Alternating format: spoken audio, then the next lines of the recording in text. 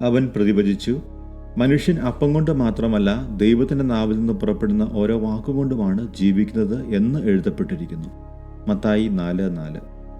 സ്നേഹം നിറഞ്ഞവരെ, ഉപവാസം എന്ന് കേൾക്കുമ്പോൾ നമ്മുടെ മനസ്സ് ആദ്യം ഓടുന്നത് ഭക്ഷണത്തിലേക്കാണ്. എന്തൊഴിവാക്കണം, എത്ര നേരം പട്ടിണിയിരിക്കണം, ഈ കണക്കുകൂട്ടലുകളിൽ നാം തളച്ചിടപ്പെടുന്നു. മരുഭൂമിയുടെ നിശബ്ദതയിൽ ബാഹ്യമായ ആശ്രയങ്ങളൊന്നുമില്ല. സൗകര്യങ്ങളില്ല, സുരക്ഷിതത്വമില്ല, ആൾക്കൂട്ടമില്ല. അവിടെ ദൈവം മാത്രം. അതുകൊണ്ടാണ് മരുഭൂമി ഒരു കണ്ണാടിയാകുന്നത്. നമ്മൾ ശരിക്കും എന്തിലാണ് ആശ്രയിച്ച് ജീവിക്കുന്നത് എന്ന് നമ്മെ കാണിക്കുന്ന കണ്ണാടി. ഒന്ന് ആലോചിച്ച് നോക്കൂ. ഭക്ഷണം ഒഴിവാക്കാം, പക്ഷേ മൊബൈൽ ഇല്ലാതെ ഒരു ദിവസം, ചിലരുടെ അഭിപ്രായം കൂടാതെ ചില ശീലങ്ങൾ വിട്ടുകളഞ്ഞ് ഒരു ദിവസം നമുക്ക് കഴിയുമോ? ആ അസ്വസ്ഥത അനുഭവപ്പെടുന്നിടത്ത് അവിടെയാണ് നമ്മുടെ ഉപവാസം ആരംഭിക്കേണ്ടത്.